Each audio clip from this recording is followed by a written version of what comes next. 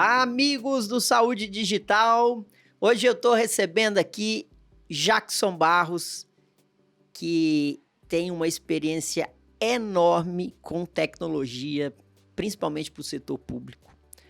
E atualmente ele está na AWS, Amazon Web Service, olhando para toda a infraestrutura de TI que a Amazon oferece, principalmente para o setor público.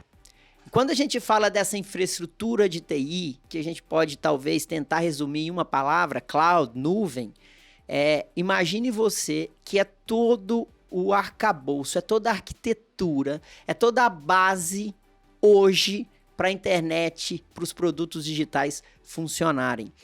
Sem cloud, sem computação em nuvem, muitos dos produtos que você está usando aí agora, eles não seriam possíveis. E o desafio é como levar isso para o SUS, para que a gente tenha essa mesma agilidade que a gente tem no setor privado, a gente tem essa agilidade no setor público. E eu estou aqui com o grande Jackson. Jackson, somos amigos há algum tempo. A gente já participou de um meetup lá atrás, no Cubo, lembra? Exato, lembro. O doutor Sabatini, professor Sabatini, nosso amigo em comum. Exatamente. Um abraço pro doutor Sabatini. Grande Jackson, muito feliz. Obrigado. Demorou, mas saiu aí o nosso podcast aí, Jackson. É verdade. Conta um pouquinho aí do seu background, Jackson. Você tem uma história muito legal aí, juntando tecnologia e saúde. Bom, vamos lá. Primeiro, muito obrigado, é um prazer estar aqui. Passaram várias pessoas importantes aqui, né? E é um prazer estar contigo. Obrigado aí pelo convite. Então, é verdade. Eu tive alguns percalços, né? A gente aprende, né? Muito. Tive a oportunidade de estar próximo a muitas pessoas inteligentes e que realmente me ajudaram aí nessa minha jornada profissional. Eu comecei na Fundação Faculdade de Medicina, que é uma fundação de apoio ao Hospital das Clínicas, em 1990, como programador. E na época, meu chefe era o professor Shaw. Olha! Um grande abraço ao meu mestre Shaw. E devo muito a ele me ajudou e me ensinou muita coisa. E ao professor Georg Bohm. O professor Georg Bohm, também o saudoso professor Georg Bohm, para quem o conhece, ele foi o primeiro presidente da Fundação Faculdade de Medicina. E ele praticamente foi um dos caras que trouxe a informática médica para o Brasil. Né? Muita gente que você vê hoje aí no mercado passou pelas mãos do professor Georg Bohm. Isso foi em 1990 e com isso eu consegui minha carreira conhecendo como funciona a saúde, desenvolvendo sistemas ainda administrativos como sistemas de recursos humanos, sistemas de faturamento, todo o sistema de faturamento. Hoje do Hospital das Clínicas eu participei da sua semente e nesse período todo eu ajudei na incorporação do Instituto do Câncer do Estado de São Paulo, do ICESP, logo no início. E em 2011 eu fui convidado para ser diretor-geral de tecnologia do Hospital das Clínicas. Isso junto com o Tom Zé. Sim. Mais um abraço ao Tom Zé, hoje superintendente do hospital. Na época era o Dr. Fumil. E também o Tom Zé era chefe de gabinete. Enfim, montamos ali uma equipe e ajudei nessa nova visão do Hospital das Clínicas. Foi um grande desafio, um grande aprendizado. E durante esse processo a gente teve algumas implementações, alguns muito bem sucedidas, outros ficaram como lições aprendidas. E durante esse projeto eu tive a oportunidade de fazer o meu mestrado em interoperabilidade pela Faculdade de Medicina. Eu sou engenheiro eletrônico e logo no começo eles permitiam essa integração de conhecimentos e aprendi muito sobre epidemiologia e coisas do gênero. Então foi aí que eu comecei a gostar e entender muito sobre saúde. E em seguida, em 2019, eu fui convidado pelo Ministério da Saúde para ser diretor do DataSUS e fiquei por 3 anos e meio. E aí eu ganhei mais um grande passo aí, eu diria para você, uma grande experiência para mim. Foi muito bom a minha estadia dentro do Ministério da Saúde, aprendi demais, principalmente durante o Covid, onde todos nós aí sofremos. O Ministério ficou no meio desse furacão, mas eu diria para você que com todos os problemas que aconteceram, a situação que o país passou, eu tive a oportunidade de aprender e ver de frente como foi importante o Sistema Único de Saúde. Tentando trocar em miúdos, se fosse hoje, você seria o CTO da saúde. O CTO que olhou toda a parte de tecnologia ali do Hospital das Clínicas, cresceu, foi para o Ministério da Saúde, DataSUS, depois você foi ser secretário executivo do ministro Queiroga, que já teve aqui no podcast, braço direito dele, o CTO do Ministério da Saúde, olhando para o SUS, e agora na AWS. E aí eu acho que vale a pena, acho que quase todo mundo conhece a Amazon, mas nem todos conhecem a AWS. Sim. E acho que seria interessante a gente já... O que é uma, o que é outra? Sim. A Amazon.com, todo mundo conhece, é o maior site de marketplace, né? Todo mundo gosta ou usa. E para que isso tudo aconteça, nos bastidores tem um arcabouço tecnológico para sustentar tudo aquilo. Imagine usar o Amazon.com num Black Friday, num final de ano, não é verdade? A quantidade de requisições, a quantidade de serviços, o que rola por trás dos bastidores. Então, com isso nasceu a AWS, que nada mais é do que o braço tecnológico da Amazon.com, fornecendo todo o serviço e suporte para que aquele ambiente esteja totalmente sustentável 24/7, quase todos os dias do ano, não é? Eu não sei se você... eu acho que é esse dado, mas será que a AWS talvez seja tão grande como a Amazon.com, né? Em termos de faturamento? Porque, tipo, como a Amazon fez bem essa trajetória, né? Lá na SD Conecta, nós somos clientes AWS. E a gente já pesquisou todas as outras, cara. Como a Amazon ela foi ligeira em fazer bem essa trajetória. E eu moro na cidade Paulínia, né? Que tem um data center lá gigante da Amazon. Enfim, a Amazon foi muito esperta em entender para onde estava caminhando essa computação em nuvem e ela evoluiu muito rápido, né? Para quem não está acostumado, né? São muitos serviços que a AWS oferece. Isso é sensacional, né? O que a AWS, pessoal, eu sou capaz de afirmar, a AWS e outras computações em nuvem, tá? Que a gente não teria esse desenvolvimento de empresas, startups, se a gente não tivesse esse arcabouço de tecnologia em nuvem com o preço que a gente tem, né? Deu acesso para você fazer empresas pequenas e essas empresas crescerem. Porque antes tudo isso estava num data center e tinha que ter muitas pessoas para cuidar desse data center, né? Antes da gente entrar na saúde, como que você vê Sim. isso? E você pegou tudo, né, Jackson? Esse acesso, né? A computação em nuvem, ela trouxe acesso a empreendedores, empresas, ao mercado da internet. Eu diria que para tentar materializar isso, Cloud Computing tem uma série de características que elas se bem utilizadas, elas vão trazer um benefício enorme. A primeira é a escalabilidade. Hoje, vou pegar o Covid como exemplo, ninguém imaginava que uma pandemia viria. Ninguém comprou servidor esperando, olha, tá vindo alguma coisa por aí, já vou comprar um servidor gigante. Não é assim que a cloud trabalha. A gente tem que pensar na cloud como um fornecimento on demand. Você vai usar energia quando você precisar. Quando você não precisar, você desliga a energia e não se cobra mais por isso. A cloud veio com o conceito de ser o serviço ser disponibilizado para o seu uso no momento que você precisa dessa característica. Olha, eu vou processar genoma agora, ótimo, vou ter um pico de processamento.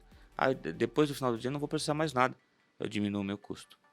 Então essa escalabilidade, essa flexibilidade de você poder escalar workloads, que é o nome que nós damos para esses conjuntos de processamentos, é uma característica muito diferenciada da cloud. Outra característica, bem que você colocou, ela permite você inovar rápido. Você pode estar em qualquer parte do mundo em segundos. Olha, agora eu estou atendendo o Brasil, mas eu preciso atender o Japão. Como é que eu faço? Opa, é muito rápido. Antigamente nós teríamos que ter uma série de características, se preocupar com acesso, com tempo de de gap entre tempo de latência entre um sistema e outro, hoje a cloud propicia que você esteja em qualquer lugar. E por fim, ela permite que você teste algo muito rápido, errou, desfaz e começa de novo. Essa percepção de poder errar rápido, a cloud propicia que você erre rápido, identifique seu erro e conserte rápido. Né? Na verdade, não é erre rápido. Na verdade, você identifica o erro de maneira muito mais rápida. Então, uma série de características, eu estou trazendo só algumas, tá? E a gente pode ficar falando várias questões aqui sobre essas características, essa flexibilidade, né, a um custo acessível que o empreendedor, que o negócio começa a ter em se tratando de um negócio digital.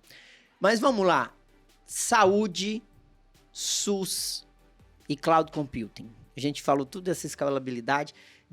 Vamos lá, de 0 a 10, quanto que a gente está rodando na nuvem aí nos nossos setores de saúde? Eu dei uma olhada, não sei se convido todos aqui a acessarem o último estudo do TIC Saúde, e eles trouxeram essa questão da cloud. Eu diria para você, segundo o estudo da TIC Saúde, a cloud ainda está começando a crescer. Teve um aumento significativo de 10 pontos percentuais entre 21 e 22, mas ainda muito mais em sistemas administrativos do que sistemas assistenciais. Eu diria para você que o Brasil ainda está se adaptando a levar dados de saúde para a cloud. Porque existe uma questão de maturidade de conhecimento, maturidade de ter confiança na tecnologia, eu diria isso. Por outro lado, algumas tecnologias já foram emergentes, já nasceram na cloud. Nós temos aí a maioria dos apps focados em saúde nascem na cloud. As startups nasceram na cloud. Então, quando a gente olha os sistemas, as aplicações que nasceram, são cloud nativa, logicamente elas estão crescendo. Mas se eu vou ainda para o meu chão de fábrica, para o meu ambiente transacional, eu ainda tenho uma jornada a seguir. E uma vez eu fiz uma pergunta para um CIO. Vem cá, no seu ambiente, não importa qual hospital, o quanto você vai para a cloud, o quanto da sua infraestrutura está na cloud e quantos seus dados estão na cloud. Aí eu fiz a pergunta para um e fiz a pergunta para outro.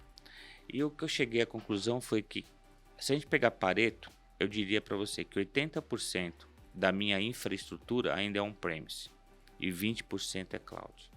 Se eu olhar para dados, aí é diferente. Eu tenho quase 80% dos dados que eu quero montar algo ágil e flexível na cloud e 20% on-premise. Não peguei. Essa diferença, o que tá mais on-premise? Quando eu olho para minha infraestrutura básica, 80% ainda é uma jornada, ainda está on-premise. E quando você fala em infraestrutura, são os softwares, os servidores, sistemas? Sistemas de gestão, é o meu data center. Imagina que eu tenho, todo mundo tem um data center. Sim, okay?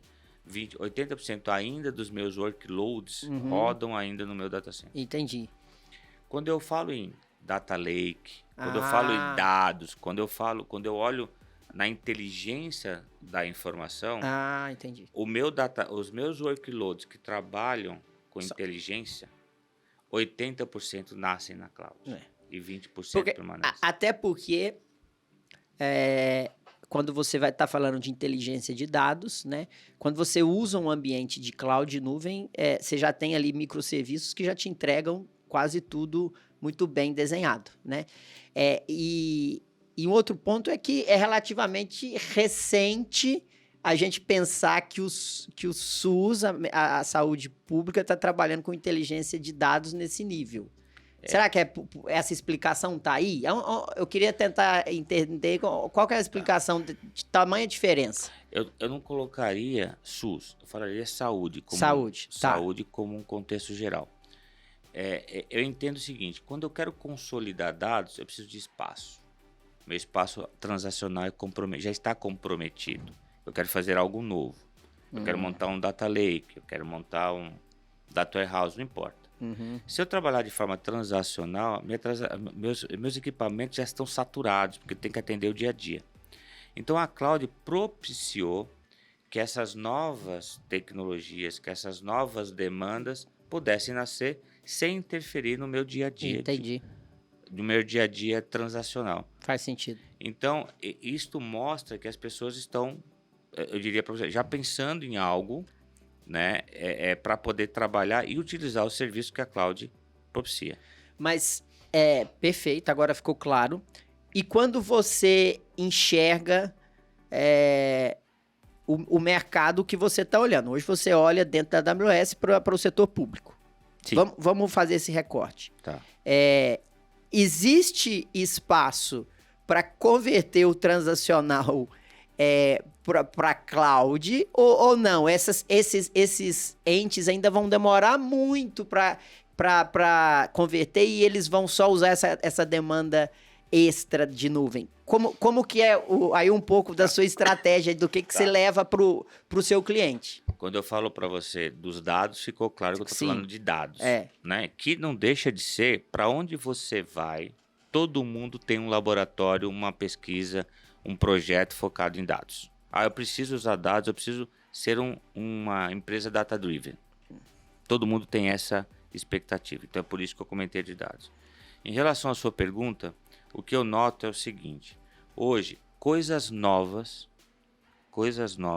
estão nascendo na cloud, porque ela permite eu testar, ela permite eu errar, ela permite eu integrar. Então é muito mais fácil eu montar um ambiente de desenvolvimento e de inovação na cloud do que duplicar meu ambiente on-premise. Entendi. O gasto é maior, a gestão é maior. Então, na cloud, não importa qual cloud, você tem uma série de serviços à disposição que você vai ganhar, você vai escalar e vai implementar muito mais rápido do que você fizesse de maneira no seu ambiente on-premise. Tá Então, claro. eu acredito nisso. Você acredita, então, que assim, o que já está estabelecido transacional deve continuar rodando ali por um tempo e as coisas que vão nascendo novas que vão demandar esse serviço de cloud? Eu diria para você, as coisas que estão nascendo novas, elas estão sendo sementeadas, iniciadas na cloud. Por quê? Em algum momento eu vou ter que tomar uma decisão. Eu vou continuar investindo no meu data center? Esta transação, essa transação de mudança de on-premise para cloud vai acontecer, quer você queira, quer você não queira. Aí ela pode acontecer com dor ou sem dor, né? Então você tem que se planejar para isso. Como é que você se planeja para isso? Olha, eu vou levar alguns workloads, eu vou manter e criar um ambiente resiliente na cloud, eu vou levar o meu backup, eu vou levar o meu disaster recovery, eu vou começar a desacoplar, que eu acho que aí que é a grande sacada. Hoje, as TIs estão muito acopladas, tecnicamente dizendo o seguinte: os serviços são muito dependentes um do outro. Eles precisam funcionar dentro do mesmo ambiente, porque se você tirar ele desse ambiente, ele já não enxerga mais, começa a gerar problemas, ele quebra. Então qual que é a ideia? A ideia é começar a desacoplar. Então quando você começar a desacoplar os seus serviços mais importantes, é por aí que eu começaria, você pode colocar eles onde você quiser, concorda? Porque você está modernizando parte da aplicação. Ela está saindo de uma aplicação considerada monolítica e indo para uma aplicação considerada microserviço. No momento que você conseguir fazer esse desmembramento, aí, meu amigo, aí a passagem para a nuvem ou para qualquer outro ambiente se torna muito mais tranquilo. Ficou claro, é uma questão de tempo. E agora tem um gestor nos escutando, um gestor de um hospital do SUS. Ou um hospital filantrópico, né? Santa Casas e tal. E ele passa, a hora que ele chega no hospital, todo dia ele passa e olha lá o data center dele ali, tem aquela porta, aí ele abre ali aquele tanto de computador e no final do mês ele vê a conta daquilo. O que você tem para falar para esse gestor? Qual que é o roadmap dele que ele pode fazer para deixar de ser menos importante on-premise e para a nuvem? O que ele precisa? Ele tem que contratar alguém? Que profissional ele precisaria ter? Porque são novas competências, né? Geralmente o cara que está on-premise, ele não entende tão bem de cloud. Sim. O que você tem para falar para ele? Tá. Eu vou separar essa sua pergunta em duas. Eu vou dar respostas em 2 momentos. Tá. O primeiro, esta decisão ela tem que ser tomada baseada no que traz valor para o cliente, no caso, para aquele hospital. Para o negócio. Para o negócio daquele hospital. Se não trouxer valor para ele, qualquer decisão será uma decisão equivocada. Então ele tem que se pensar o seguinte, cara, aonde eu quero chegar daqui a 2 anos? Bom, para eu chegar aqui a 2 anos, o que eu tenho serve? Não, o que eu tenho não serve. Ok, então o que eu preciso fazer para ter o que eu preciso ter para chegar na minha expectativa daqui a 2 anos? Se nós estivermos falando no âmbito da tecnologia, certamente vai precisar modernizar algumas coisas para poder ter outras visões. Isto tudo a cloud vai acelerar e vai ajudá-lo a chegar na expectativa dele daqui a 2 anos, daqui a 1 ano, não sei.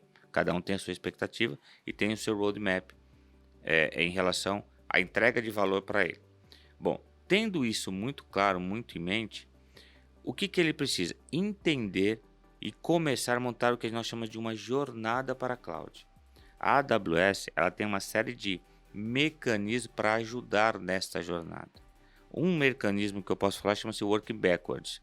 O que é o Working Backwards? Cara, é um negócio muito simples. Eu olho para frente, imagine você também querendo daqui a 2 anos quer ter alguma expectativa sua profissional, XYZ. Aí imagine você se projeta para 2026 e faz um press release dizendo o sucesso da sua empreitada. A partir desse press release, todo mundo concordou, você trabalha de trás para frente para chegar até lá. Então tem uma série de mecanismos para te ajudar. Esse exemplo que eu dei de desacoplamento, de modernização. E para que isso aconteça, o que nós chamamos, o que a AWS pratica, é a criação de um centro de excelência em Cloud Computing.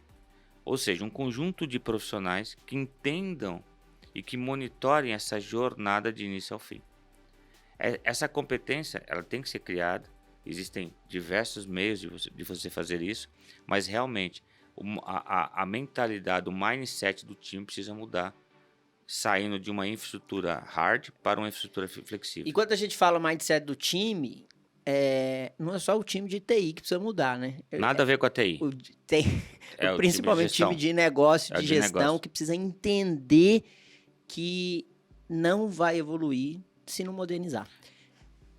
E aí eu queria, eu acho que você deve... A primeira pergunta que vem, não, mas aqui eu tô vendo, é mais seguro. O meu dado tá aí na nuvem, eu não tô vendo.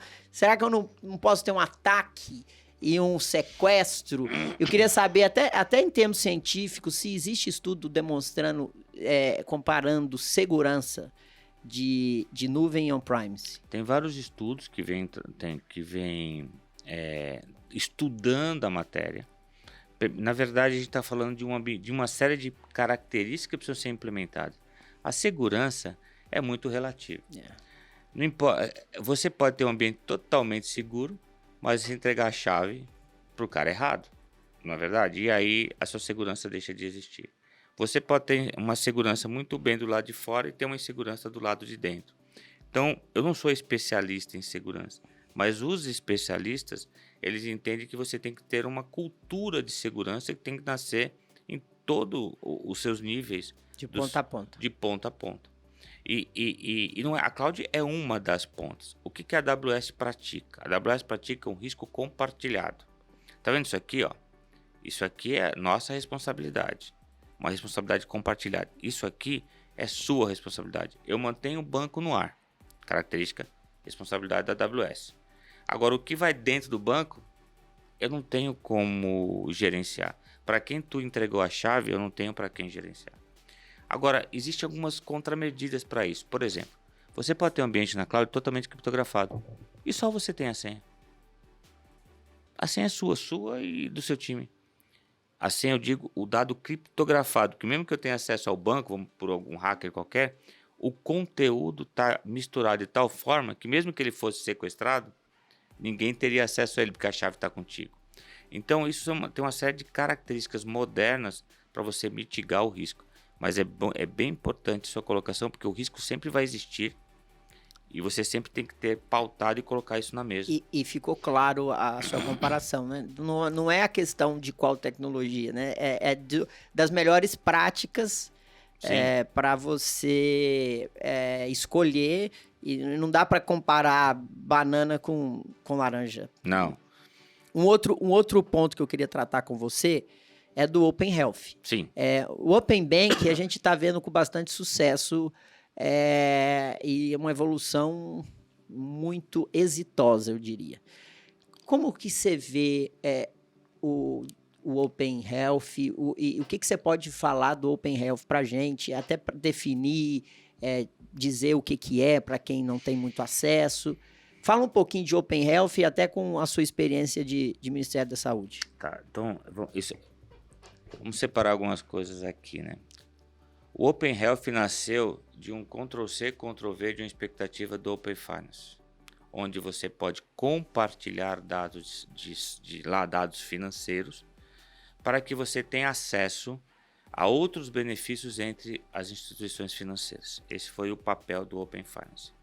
Aí, durante esse período, de uns 2 anos para cá, veio o assunto Open Health, fazendo a luz do Open Finance. E aí criaram uma série de críticas, justamente pela questão do compartilhamento dos dados de saúde e as operadoras, o privado com público, público com privado. Então isso nunca ficou claro. E se você for no manual e perguntar o que é Open Health para várias pessoas, todo mundo vai ter a sua definição de Open Health e a sua expectativa de Open Health. Então isso é bom deixar claro. Quando eu estava no Ministério da Saúde, eu presidia a Câmara de Saúde Digital.